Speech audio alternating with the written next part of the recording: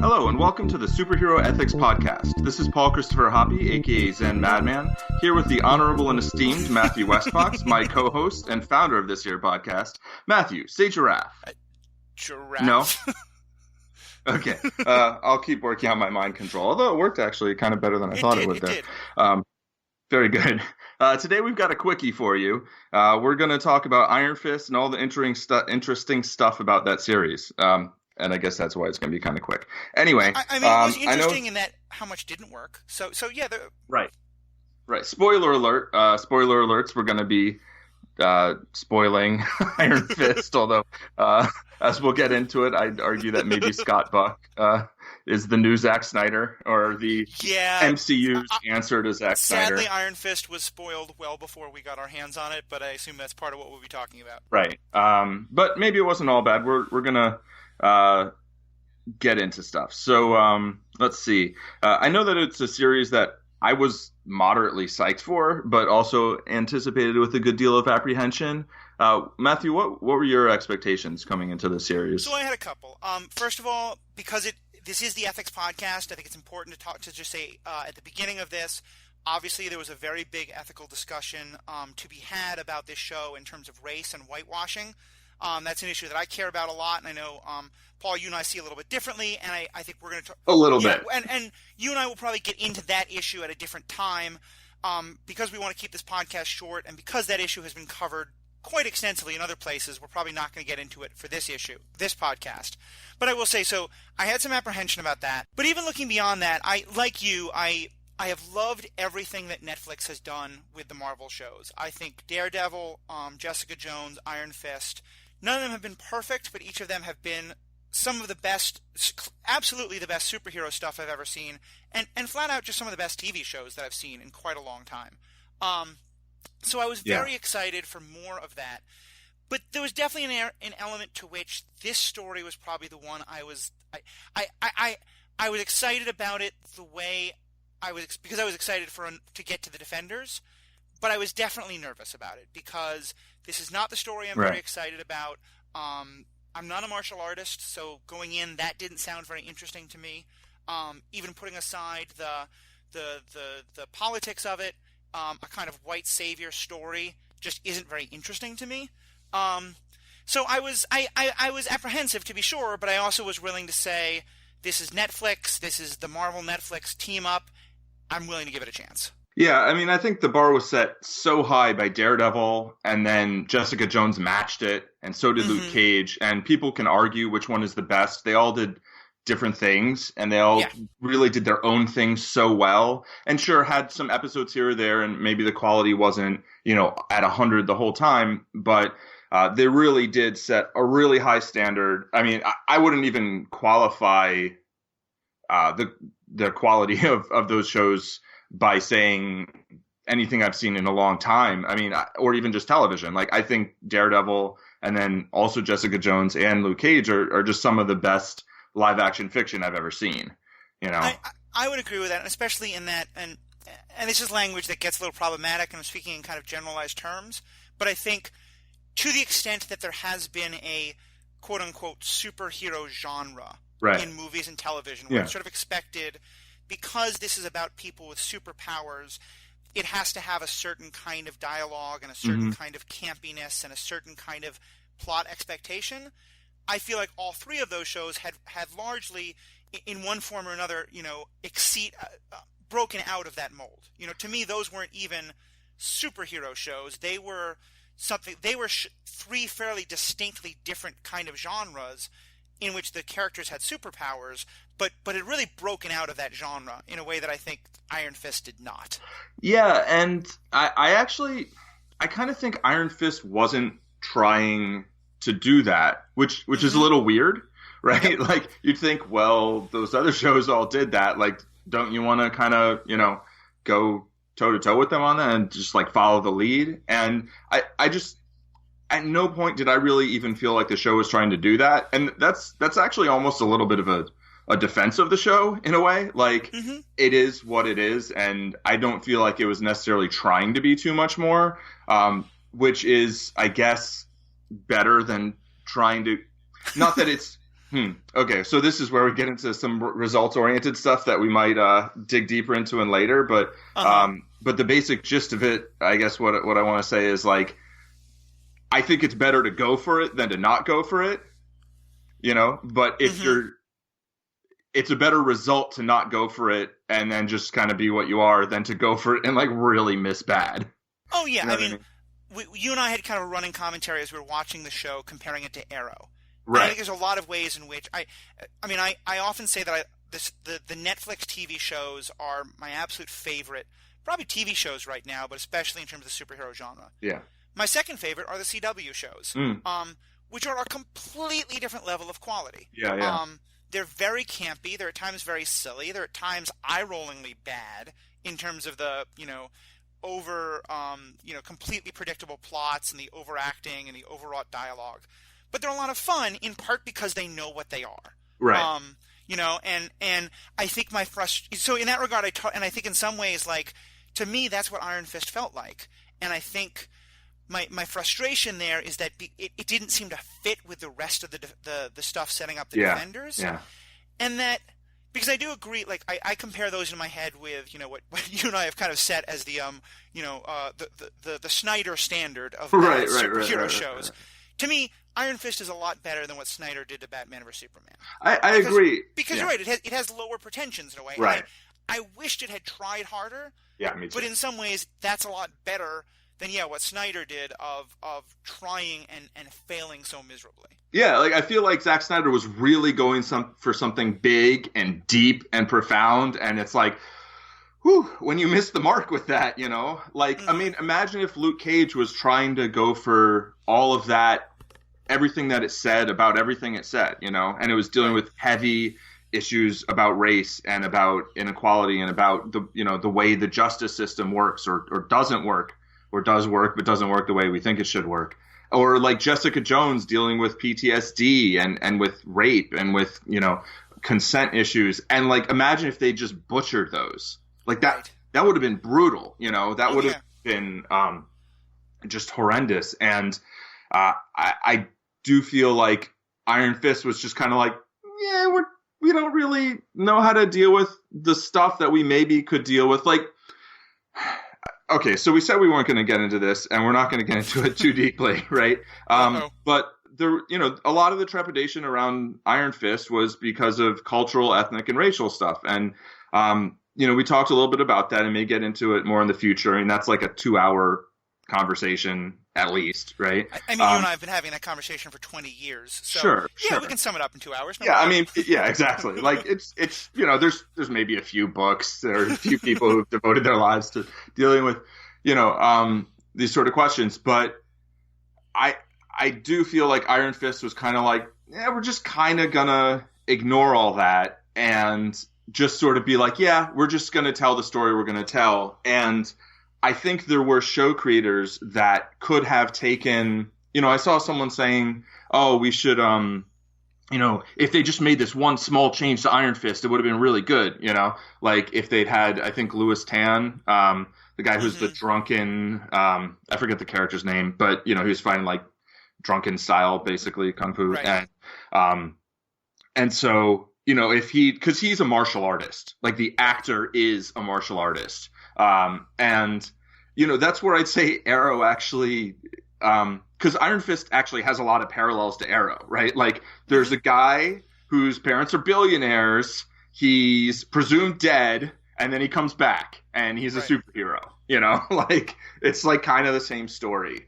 Except Arrow, they decided, like, okay, but we're going to make Oliver Queen Batman, and here, Danny Rand is really this kind of, like, innocent sort of, like, you were saying, and a lot of people were saying, like, that having an specifically an Asian American actor, right? Like, not having an Asian actor is just like, oh, so the character is just like Chinese, right? Mm-hmm. No, like the character is Chinese American or the character is Japanese American or it's like half this or that or whatever. Right.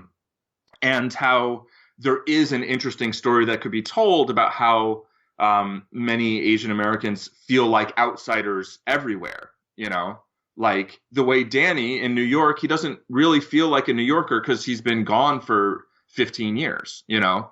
But he also doesn't really feel like he's not a native of Kunlun, you know? So there he also feels like an outsider. And how there could have been this interesting dimension that could have been explored by, you know, having the central character be Asian American. And that's aside from any of the, you know, of course, there's all the issues of whitewashing and all these things that you can talk about, but just in terms of like actually telling a compelling story, right? And I've kind of been won over to that point of view. Like, yeah, I can see how that would actually be really interesting. At the same time, like, do you really trust these writers to take that premise and like do that effectively? I mean, and I guess I certainly don't. I think there's a couple of different things to be said here. One of which is, and it's why I didn't want to go too deep into the politics of the whitewashing, because I think it's a little bit different than talking about the show itself. I acknowledge that for me at least, and maybe this is a statement of my privilege, there are shows that I can find very problematic and still also enjoy on other levels. Like you and I talked before about Doctor Strange. There are some people, and I completely respect them, for whom the whitewashing of Doctor Strange makes it something they can't enjoy. I thought the whitewashing in Doctor Strange was awful and something I protest, and I managed to make sure I found a way to not give money by watching Doctor Strange for that reason. But I still also thought Doctor Strange was a very enjoyable movie. In this, I am very annoyed and upset by the whitewashing that I think happened to make Iron Fist. I also think Iron Fist was a just bad TV show. To me, I think there could have been more interesting stories, but to me, those two things aren't one and the same. Yeah, I agree, and I mean, there's basic screenwriting problems, and then there's whatever. But then the other thing, I think this is kind of what you're getting at with your question, is I do also think you're right. Like, in some ways, to me, one of the biggest problems of any of the whitewashing stuff is when white becomes default. When instead of the character's whiteness being an important part of who he is, the way it would be for anybody else. And I think you're right. One of the things that I think was so frustrating about this show is that, because we were just talking about how in a lot of ways it felt like a CW show, but it wasn't. It was a Netflix show. I was expecting more from it.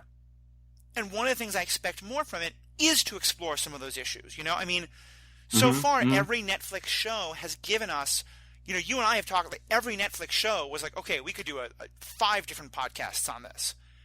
We were kind of struggling to figure out what to talk about with this show, because there just isn't, it doesn't really explore any of those issues in depth. And in some ways, I think that's what we're talking about today, is that how is that a problem? Because, to tie it back to the stuff about race, I feel like whatever Danny's racial background is, whether he is white or he's Asian American or he's Asian, there is like 3 different levels to which he's a fish out of water, you know, in that he didn't grow up in Kunlun, whether or not he's Asian, the way most of the people in Kunlun are, that he's now come back to Earth after being in Kunlun for such a long time. Like, there are so many different levels on which to explore questions of identity. And in some ways, like, if they had done that, then I would have been like, okay, well, you know, I wish the character hadn't been white, but still at least they really wrestled with some of these other questions of identity. But instead they kind of just didn't touch any of them, you know? And I think it's like, it almost seemed like the show was very meta, because what would happen in the show is someone would try to like pose some hard question to Danny, and he would respond by, you know, sounding like a 19-year-old first-year Eastern religion student and just quoting some, you know, line of Buddhism. What I, you know, that kind of stereotypical, obviously not exact Buddhism. Well, I mean, he would literally quote the Buddha sometimes, but not only. And I feel like the show was doing the same kind of thing. You know, the show was Danny, in that it was like there were interesting questions that the show was starting to explore, and then it was just giving these very facile, one-dimensional answers. Yeah, and so, you know, a lot of the argument for like casting Finn Jones as Danny Rand was like, well, he's blonde. And, you know, he's a blonde white dude, and Danny Rand has always been a blonde white dude. So, like, but like, why did he have such short hair, and like, and it was curly, and it was like kind of, it looked like it was like dark brown with like dyed blonde at the ends. Like, if that was the argument, then like, why didn't he have long blonde hair? Like, You could cast Noah Syndergaard. No, but baseball reference. Well, I think you're right. I think that it gets into. I mean, I'll admit I'm not someone who read the comic books a ton as a kid. Right. But for me, one of the few arguments where I'm like, okay, that on the surface, I'm like, I don't think this argument carries water just for what it is.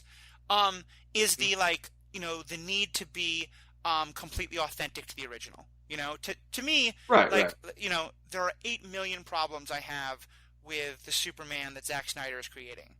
The fact that Amy Adams playing Lois Lane isn't a brunette is completely at the bottom of that list. To me, that's it. If you get someone who captures the essence of what that character of Danny is supposed to be, I don't care what his hair looks like. Yeah, I agree. But to me, it's just like, since that was theoretically part of the argument for casting like a blonde dude, like why wasn't he really blonde?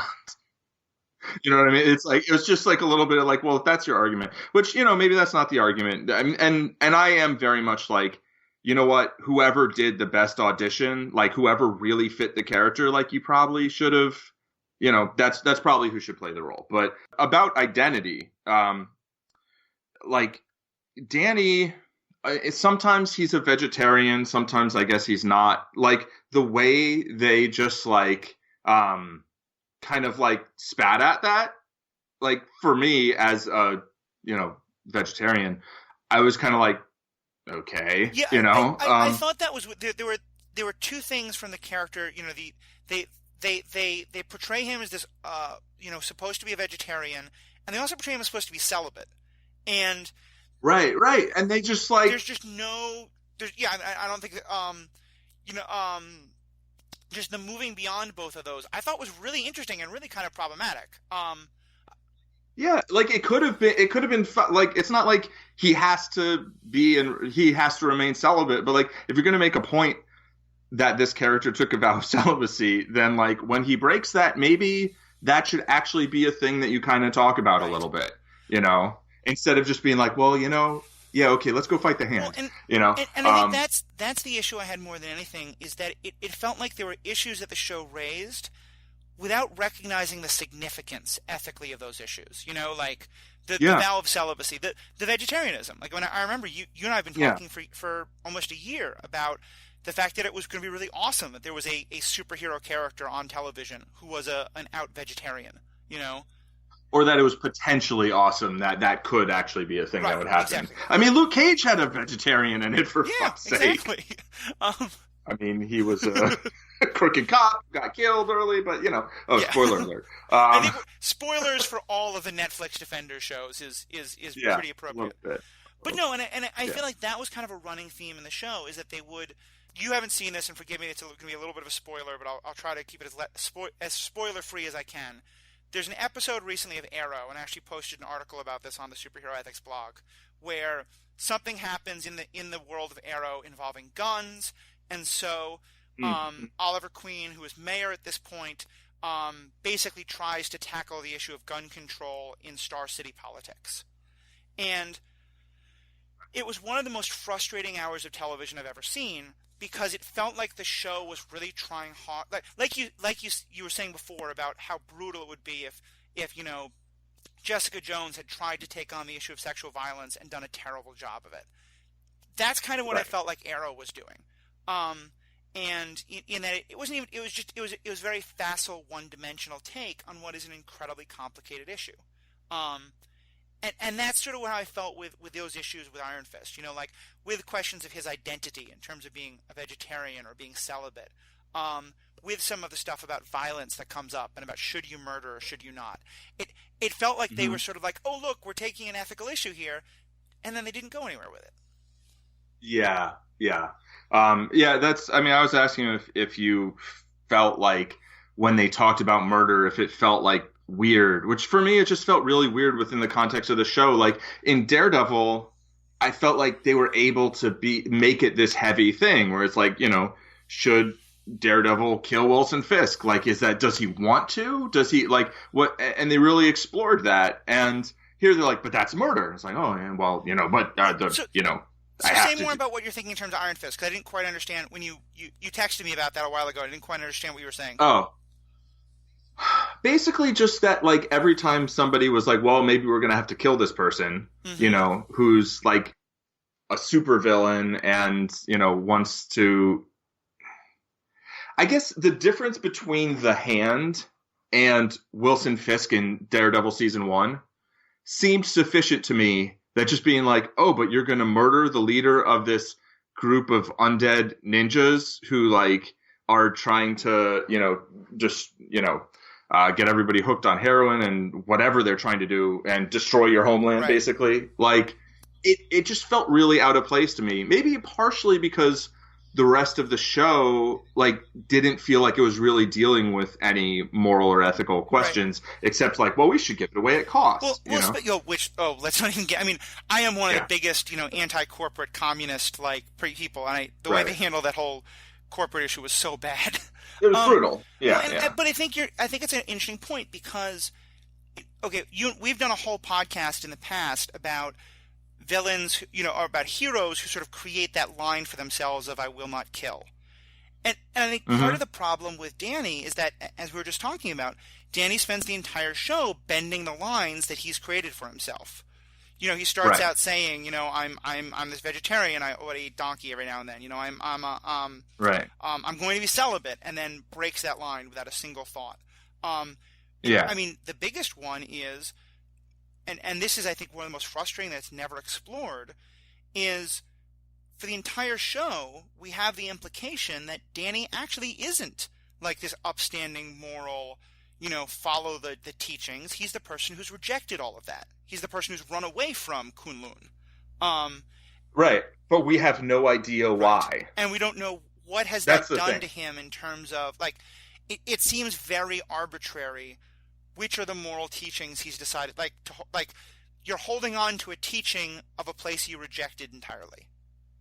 That and then saying, oh, but it's my duty to defend this place that I just abandoned. Like he says it in episode 1, but it's like, but you left, but we don't know why, and then we maybe kind of find out why, but it's not really compelling or interesting or clear.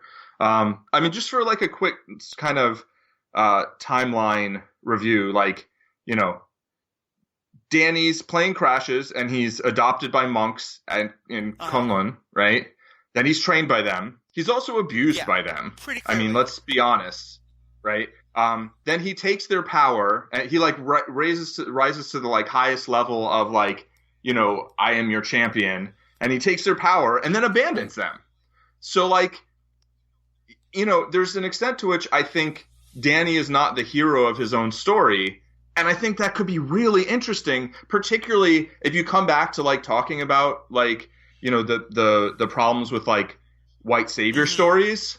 Like, that's not what this is. This is like colonialism. Like, this is about a rich white kid comes to another place and then takes their power and leaves. After you give him responsibility and brings it back to where he's from. That's like a really interesting story that they could be telling, but they're not telling that story. And it's interesting because I was actually thinking, thinking that the story could have gone in the 180-degree opposite direction, which to me would be just as interesting, but they also failed at, which is, and for this metaphor, I'm actually going to talk about a video game I've been playing recently, and yes, I'm many years behind the ball here, but I've been playing the game Dragon Age, which is a really fun game, it's different than other games I've played. It's very, very story focused. Like, it's not a sort of open world the way like Skyrim or something is. It's very much like, here is the story you're supposed to go on. And forgive me, I'm going to spoil it a little bit, though I'm only spoiling the opening, but this is like from many years ago anyway. In the game, your character gets initiated into a group called the Grey Wardens, who are this like secret cult that are supposed to be like, you know, in secret watching for the return of this demonic force so they can stop it again. And pretty early in the game, you see that the Grey Wardens, like the way that they figure out who can or can't be an initiate, is pretty abusive and winds up like flat out killing some what I perceived as innocent people. I didn't know much about the game, and so I was watching it with a friend of mine who had gotten me into the game, and I wanted to stop playing because I was like, wait a minute, like if the video game wants me to like heroize like this dark group, but they're doing it for the good of all, I'm like, no, I don't want anything to do with that. This is not. I don't want these heroes. And my friend was like, you know, she was willing to spoil it because she understood where I was coming. She's like, no, you find out like this. A big part of what the game is about is that the Grey Wardens are really kind of fucked up and like not the heroes we think they should be. Mm-hmm. I would have loved it if that was the story. You know, that if this was all about like about the Order of the White Crane Mother. And Danny realizing that like the people of Kunlun, like because they had hit him with sticks as a 10-year-old child to make him tougher. Like that's not good. That's right. And I mean that was Colleen's story though. You know. And that's actually a really interesting story, but it's like we get it for like a glimpse, you know? It's like we're like, oh, she's part of something. Wait, she's part of the Hand. Oh, she thinks the Hand is good, but we know she's wrong, right? Because like they're not good.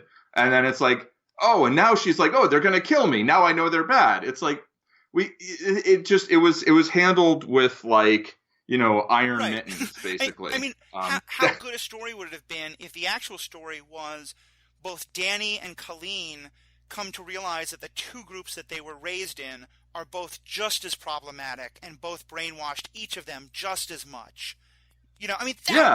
And maybe both of them do have some good motives and bad methods, right? Like, it could be like gray versus gray, and maybe one's like a lighter shade of gray, one's a darker shade of gray, one's, you know... But it's like, no, it pretty much, I think... It ended on like, no, it's black and white, you know? In some ways, I think that's the thing that maybe more than anything frustrated me the most about Iron Fist is what I've come to expect from the Netflix shows is a real level of moral grayness in the bad guys. You know, or not even more, I mean, like Kilgrave is quite frankly just like... Complexity. You know, like... Kilgrave is, I mean, clearly one of the most evil characters I've ever seen on television or on any screen. I mean, like Iago levels. But even there, like they give you, they let you see inside his perspective, that you understand that he is the hero in his story. And further, he's not a victim. You know, like he's a victim of his parents, and they turned him into a monster. Absolutely. You know, and he is very much a monster, but he's also a monster who you can understand like what's going on. And then all of these things help you to realize, like, wait, I can't just decide, like, Captain America is good and I can be like Bucky. I mean, in the other, you know, the movie level, like you get something where it's like Bucky, we can be sympathetic to, Hydra, pure evil. And that's kind of what I like.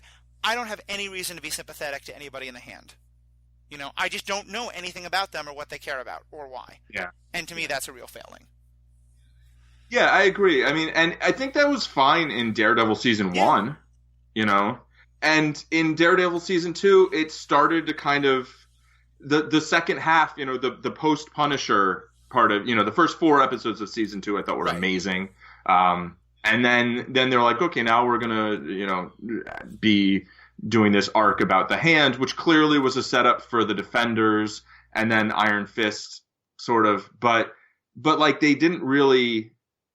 Like, we didn't really know what they were doing, except they wanted power. And I feel like it's a little bit of, like, the Lost syndrome, you know, where, like, on the TV show Lost, I guess spoilers for Lost, like, which, I mean, speaking of which, had one of the worst endings of any TV series ever, which we'll get back to Scott Buck in a minute. But they just, like, there was always another mystery, and we never really found out what people were after. And like it kind of worked on Lost. At least it worked for a while. I mean, I got sick of it sooner or later, but it kind of works because you do see behind one layer, and the main characters were so compelling. You know, they told the main character story so well that it's like you kind of didn't really need to know what the big mystery was. But if you don't have central characters that are super compelling, then like not really knowing what the villains are after, it's just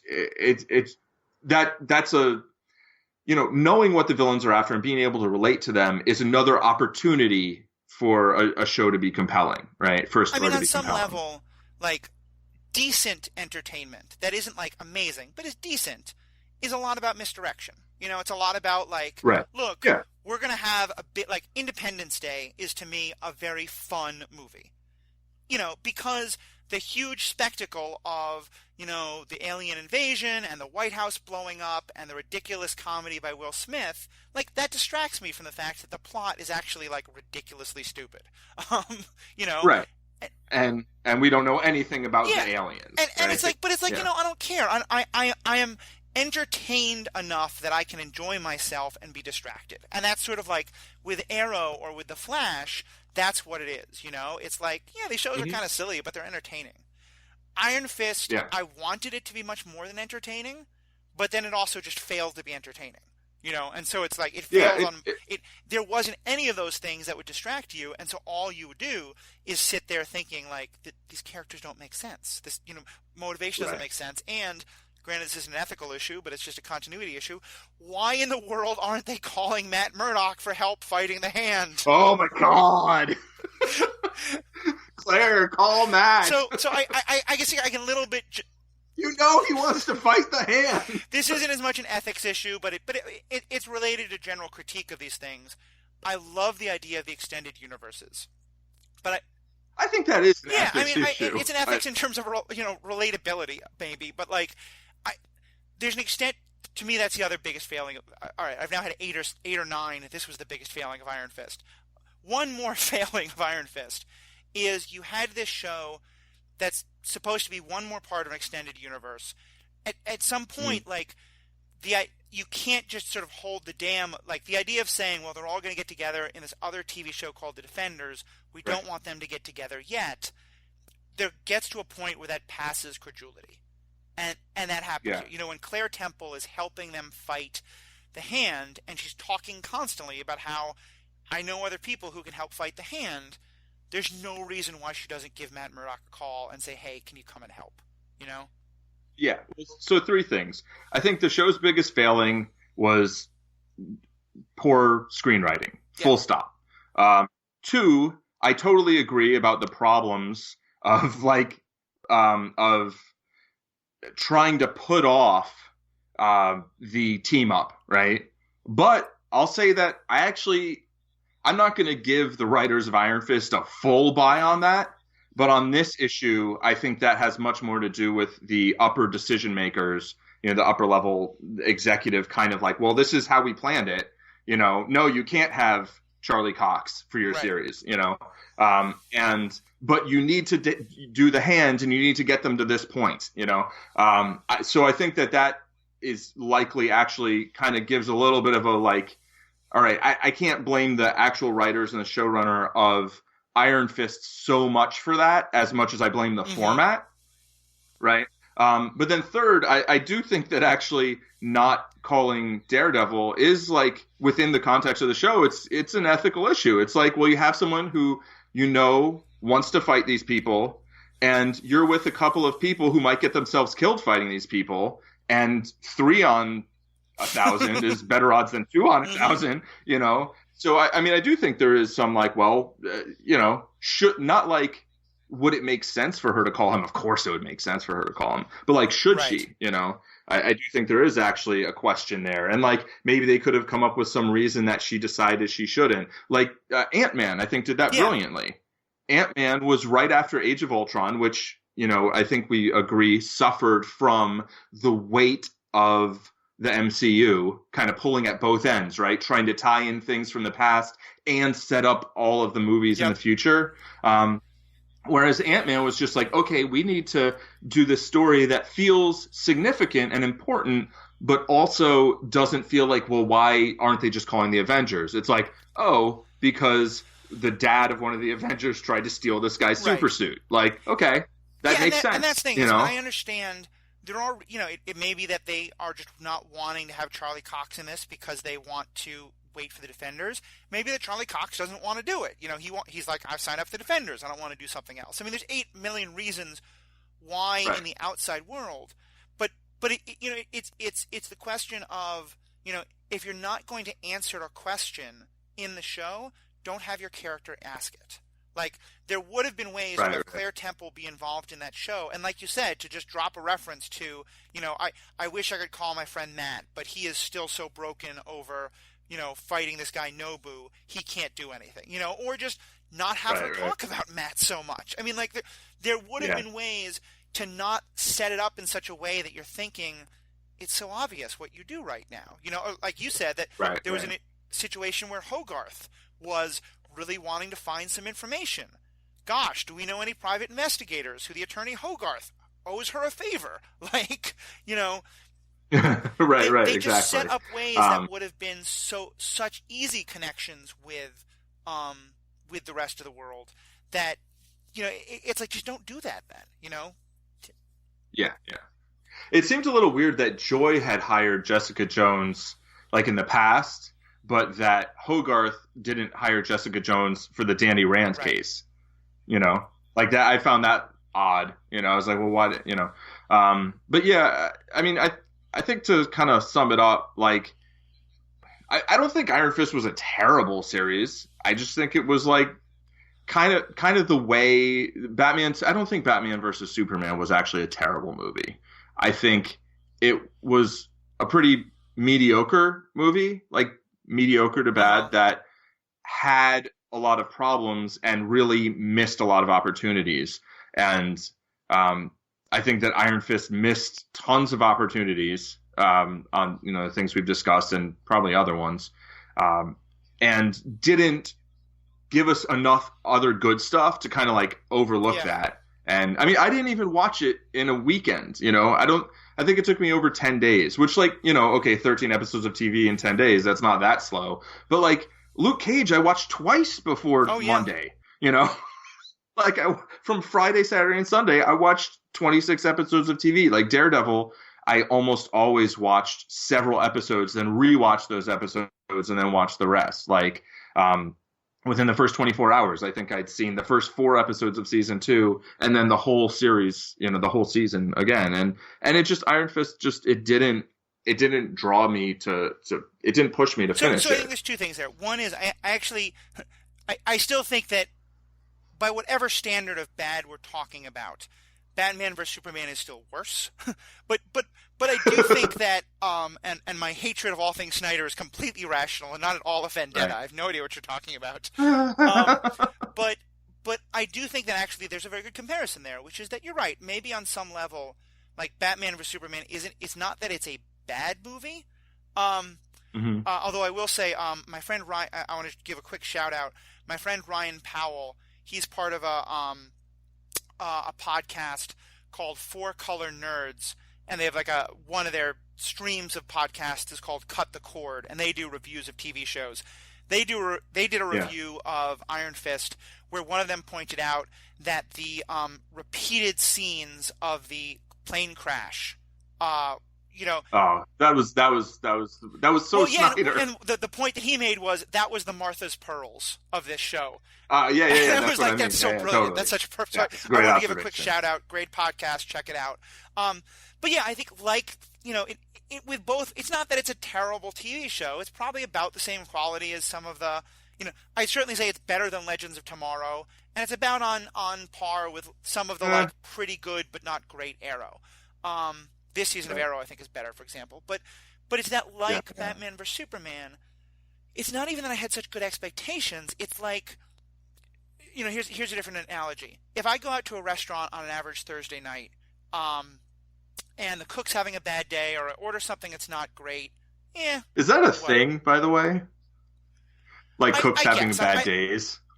Like, I was just off my game. I put too much cayenne in. There are restaurants that I go to pretty frequently where, once in a blue moon, something will taste off, and I'm just, I don't know. I'm just guessing what in the world could be happening to cause it. But the point being, like, if I go to a restaurant on a regular Thursday and it's not a great meal, I might say, okay, that's not a restaurant I want to go back to, or I'm disappointed that day, but it's not a big deal.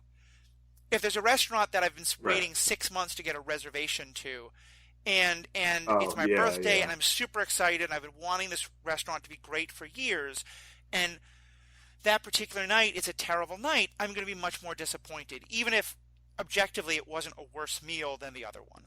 That's definitely how I felt about Batman vs Superman, and I think that's kind of how I felt about this. because the Defenders had raised the bar so much. The three other, I the three think of them as the series Defenders that really, world, even though we haven't had the Defenders yet. But that's what ties them together. Yeah. They'd raised that bar so high, and I was so looking forward to it. Even though in this particular case I was apprehensive, I still wanted it to be so much better, and I just felt like it missed the bar. And that was the other thing, is I had the same experience you did. Every other one of these shows I binged the heck out of. The first Daredevil came out. I think I just watched the first 10 episodes and went to sleep at like 5 in the morning.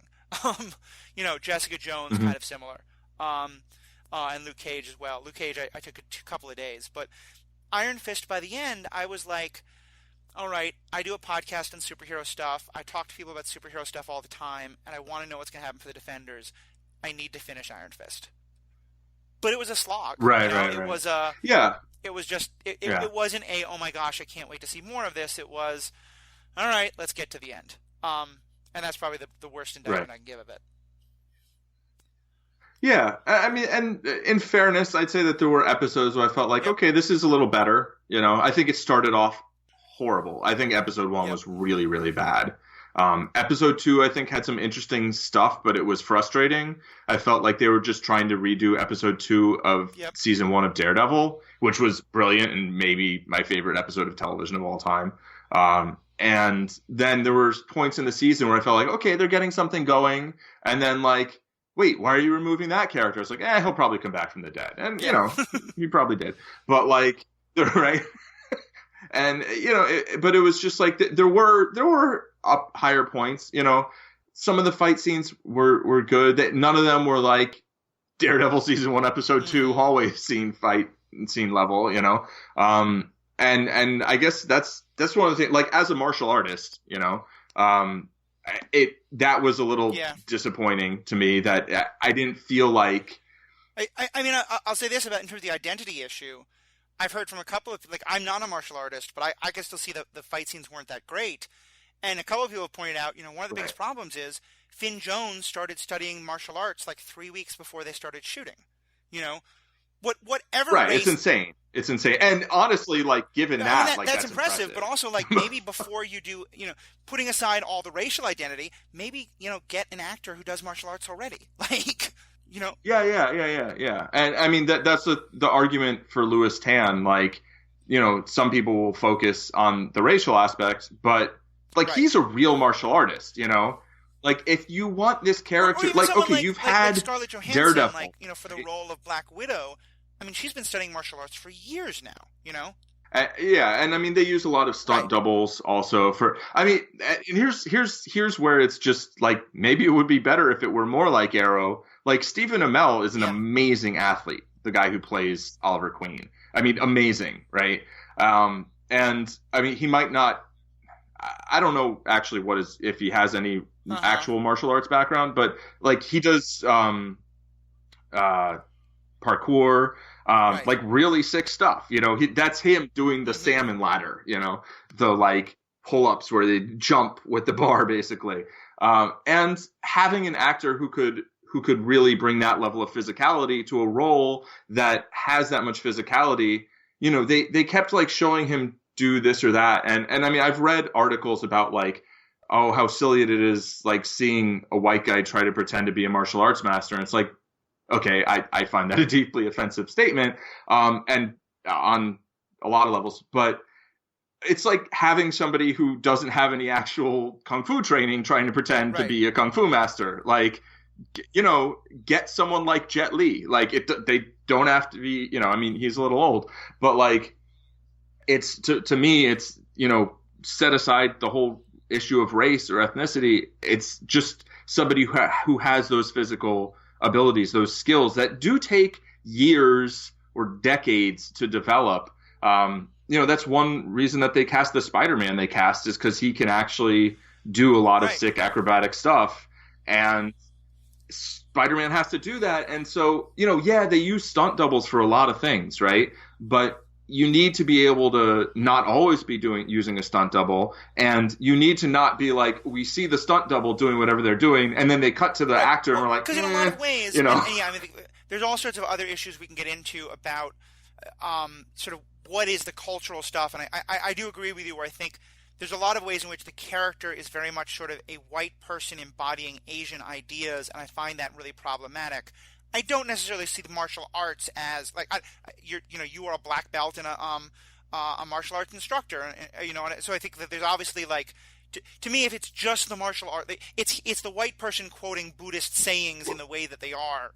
That's the again much deeper issue. But it's not just the martial arts. No, I know. But here's the thing: is like.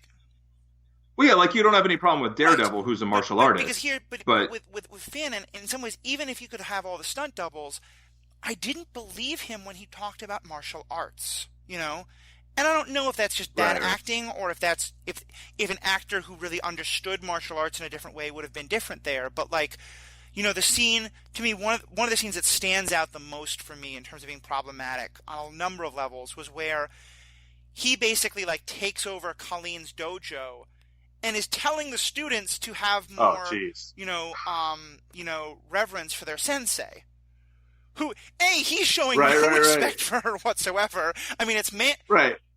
Second, take off. It's mansplaining 101, but it's just like I didn't believe him when he was talking about the way you're supposed to handle like respect in a dojo. So, yeah. Right. Yeah, I think that's writing more than acting. I think the acting thing is more about physicality.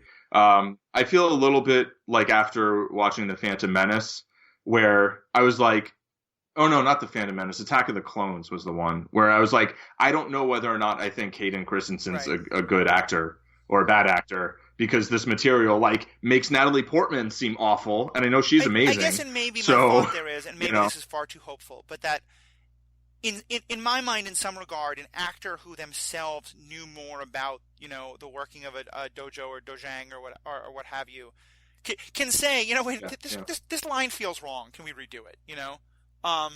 At the end, it's probably still the writer, and you're right. Who we blame doesn't matter. The point is, it just didn't work. I actually think it does matter, and I want to get into that. I agree with you, though. Like in the short term, it doesn't matter, right? But in terms of long-term prospects, let's talk about Scott Buck. So you've got your Zack Snyder thing, right? All right. So just to ensure that I'll never get a job in Hollywood, I'll go on a rant about Scott Buck.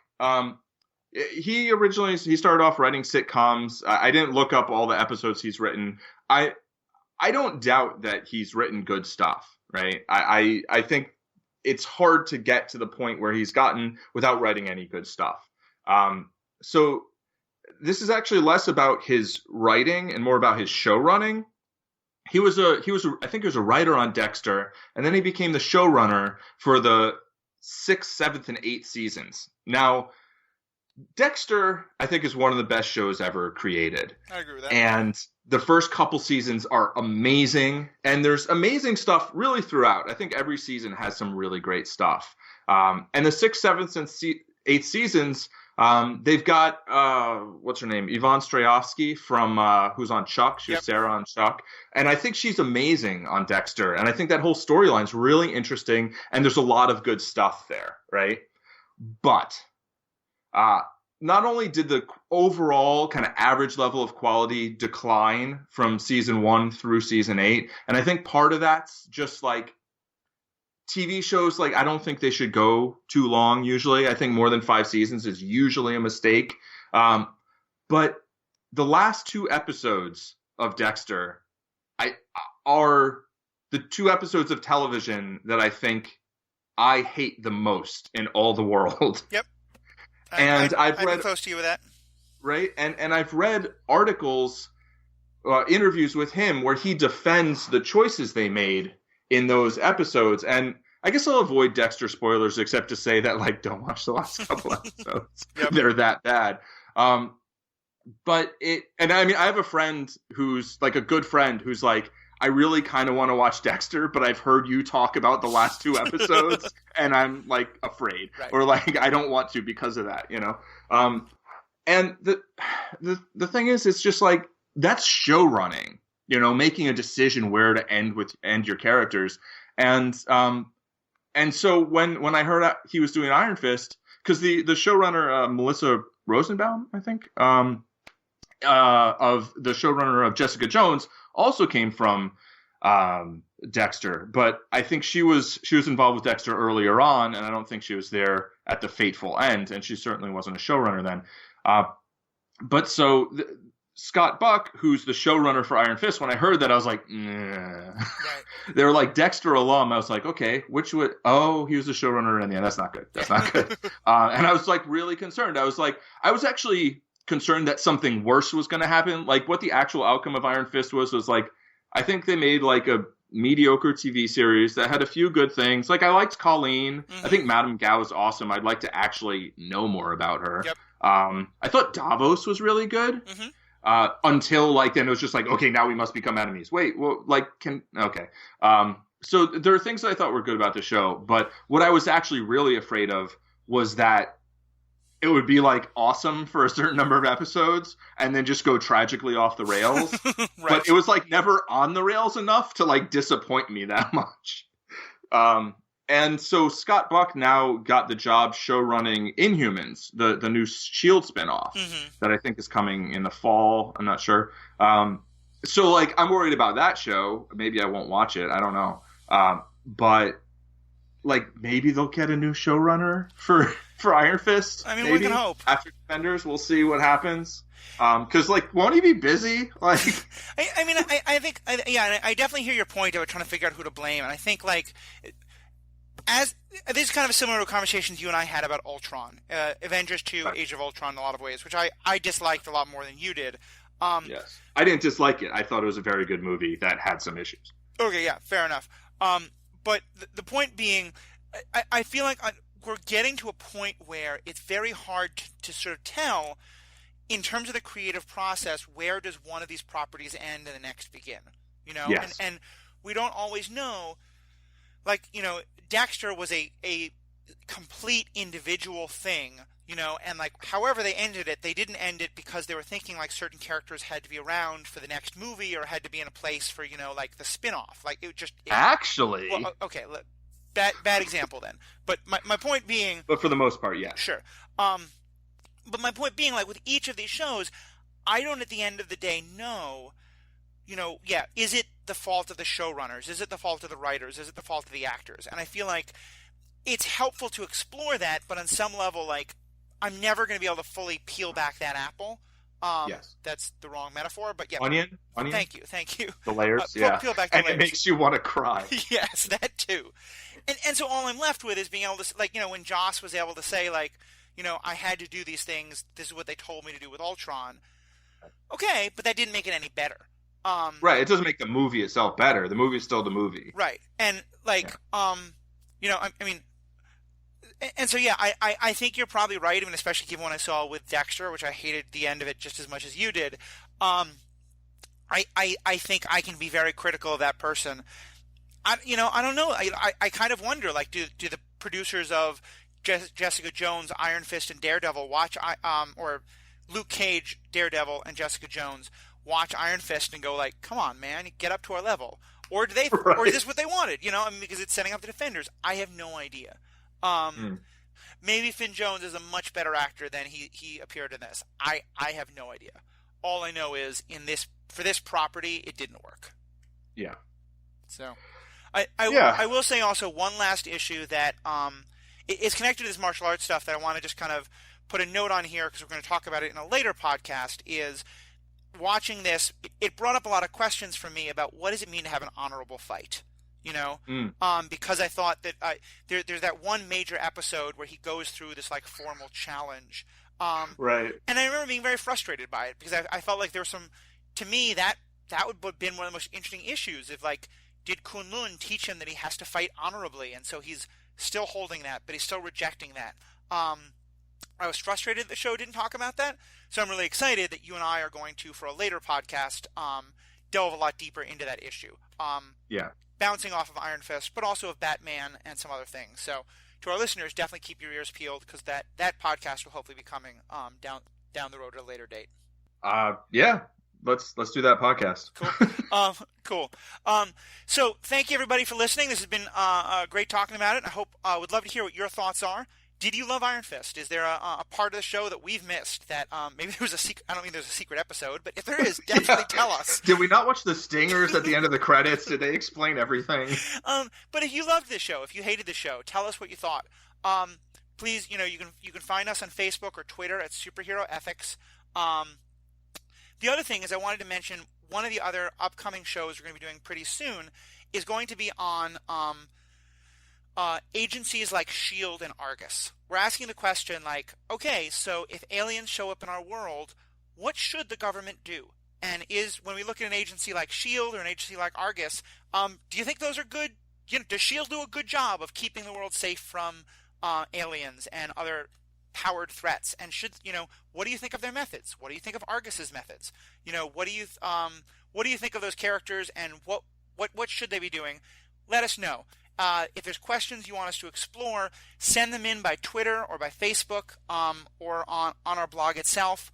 All of those are Superhero Ethics. The blog is superheroethics.com.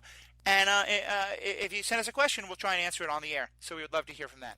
Other than that, I'm Matthew. This has been Paul. And thank you guys so much for being a part of it. We'll talk to you soon.